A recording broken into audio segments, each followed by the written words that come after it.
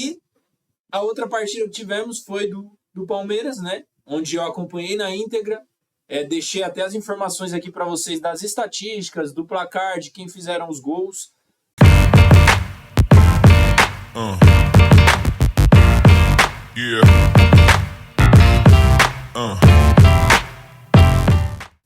Foi um jogo que eu não vou mentir para vocês, eu já esperava um jogo morno e um jogo do Palmeiras para dar ritmo para os jogadores que estavam precisando de ritmo. Muito pelo placar de 3-0 na primeira partida.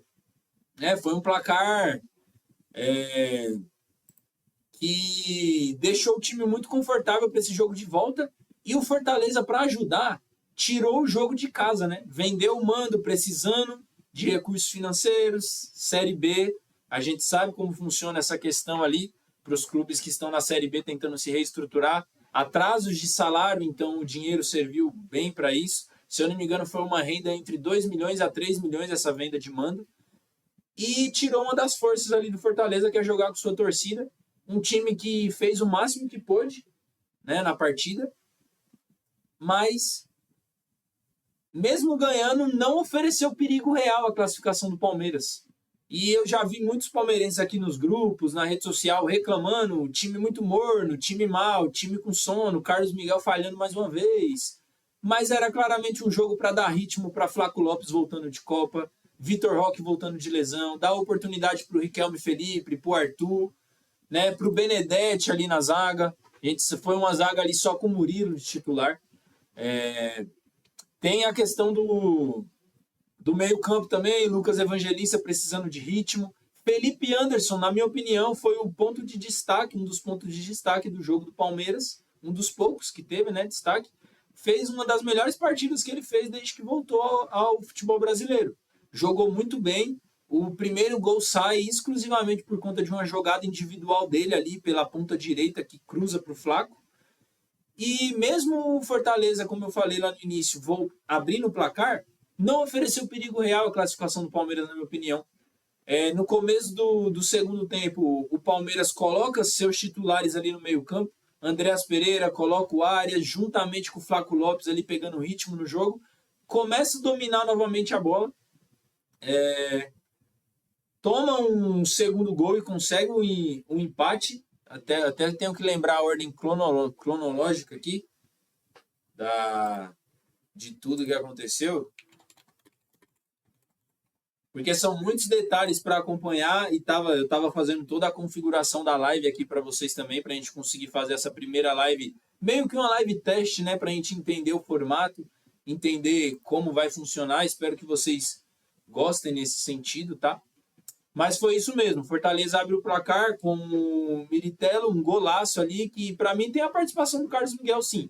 Uma falha ali, ele poderia ter ido melhor? Poderia, mas ele estava um pouco adiantado quando ele percebeu que o jogador ia chutar, não deu mais tempo de voltar, até porque ele tinha campo para avançar, né? Ninguém tomaria uma decisão de chutar dali. Acho que ele confiou muito no que conseguiria fazer o gol e conseguiu com o Carlos Miguel adiantado. Abriu o placar, Flaco Lopes empata aos 41, e aí no segundo tempo, como eu falei, o Palmeiras com as substituições começa a dominar o meio campo, tirar um pouco da bola do Fortaleza. A gente sabe que os times do Paulo Autuori gostam de ficar com a bola, então o Fortaleza veio sem medo realmente na partida, ficou com a bola no pé, propôs o jogo, e o Palmeiras muito confortável com o resultado da primeira partida. E aí o Fortaleza faz o segundo gol, nos 44, ainda no primeiro tempo, e o Murilo empata de cabeça ali, e estava praticamente resolvido. Palmeiras dominando o jogo ali, os jogadores pegando o ritmo, tudo dentro do script ali que precisava, e sai o gol do Fortaleza ali no final, né?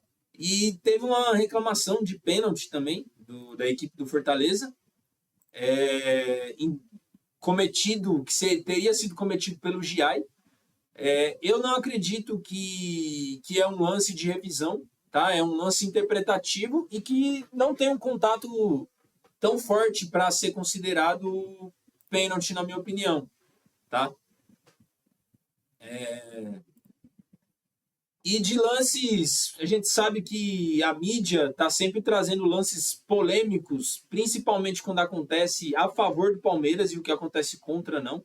Eu não tô aqui com clubismo nem nada do tipo para defender o time que eu torço ou algo do tipo, mas teve essa questão desse lance, na minha opinião. O árbitro analisou em campo e decidiu igual ele analisou que o lance em cima do Flaco, que origina o segundo gol do Fortaleza, não foi falta. E para muitos foi falta e era lance para revisão, e eu não concordo também que era lance para revisão, porque não é um erro claro, é um erro de interpretação. Erro não, né? É uma interpretação do árbitro. Ele viu o movimento ali nas costas do Flaco, um empurrão, e ele, na interpretação dele, não foi suficiente para a falta, o Flaco se atira. É a interpretação dele, ali não é um erro claro, tá? Porque o VAR, a ideia inicial do VAR, que era para ser o primordial, era o VAR analisar erros claros. E no futebol brasileiro a gente sabe que todos os erros interpretativos são analisados pelo VAR também.